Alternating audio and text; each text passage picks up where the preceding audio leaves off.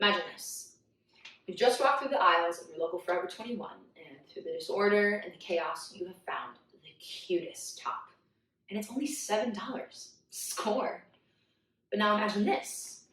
You're a young Uzbekistani child. You've just been awoken at 8 a.m. to walk down several miles to the local cotton field, where it is now your job to harvest that year's local crop yield of cotton.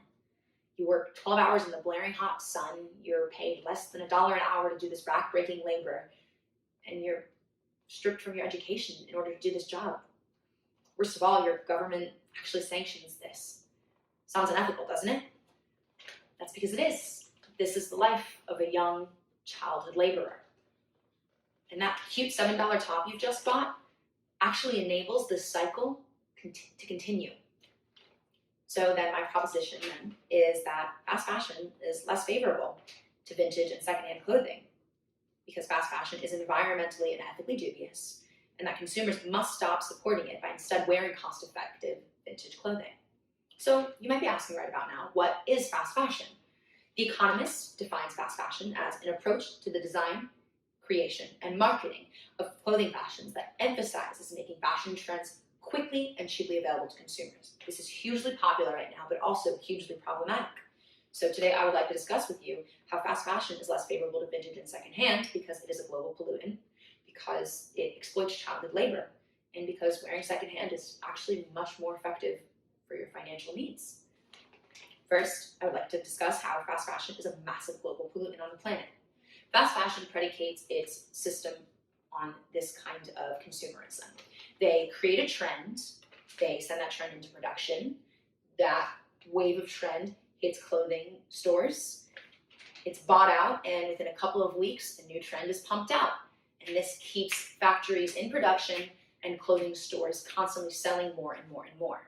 This is hugely wasteful because every couple of weeks, this kind of consumerism encourages you to throw out clothing that you've only worn a couple of times and then buy up new trends.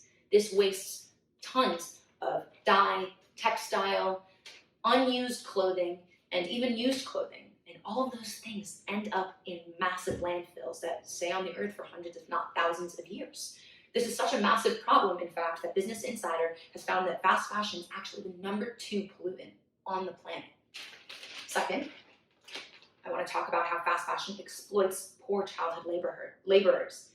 The International Labor Organization defines childhood labor as work for which the child is either too young or which, because of its detrimental nature or conditions, it is altogether considered unacceptable for children. The UN has found that 260 million children are employed worldwide, and that of those 260 million, 170 million of those people are actually employed in conditions that are considered childhood labor, meaning they are completely unacceptable.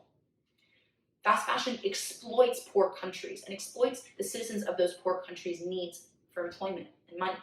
So in order to keep their profits at an absolute maximum and their bottom line at an absolute minimum, they hire children because they can be paid less, and they put those children in awful conditions for several long hours a day and pay them close to nothing, all for the mighty dollar. Third, I want to talk about how ditching fast fashion for a personalized vintage or secondhand wardrobe is much more financially effective. So if you've been paying attention, you'll notice that fast fashion wants you to keep up with the latest trends. It wants you to keep buying more and more and more, effectively rendering clothing from a couple of weeks ago useless and out of style. But what you do by buying vintage and secondhand is that you can get a little picky. You can look through previous generations' trends and decide what you like and curate your own style. This is actually much cheaper down the line, because once you've collected your own hand-tailored vintage wardrobe, those clothing selections are actually going to last you for several more years, as opposed to keeping up with more and more trends, saving you a lot of money down the line. In conclusion, the convenience of fast fashion is undeniable, but the moral, environmental, and financial implications have to be considered.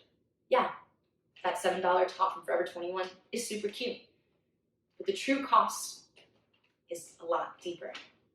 The true cost is pollution and child exploitation. Do the right thing and the stylish thing. Wear secondhand.